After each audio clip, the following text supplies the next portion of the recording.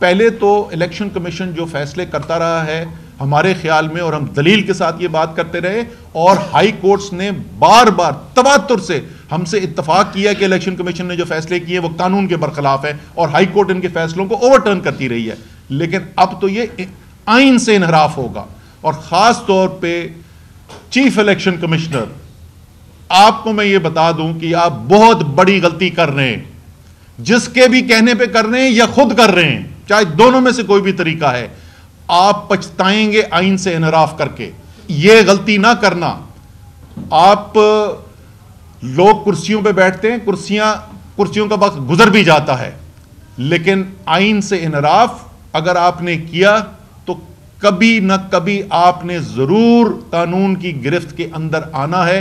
इसलिए पाकिस्तान की जमहूरियत को खतरे में ना डालें। पाकिस्तान के आइन को तोड़ने की साजिश के अंदर आप शरीक ना बने, और फौरी तौर पर आप तारीख का ऐलान करें।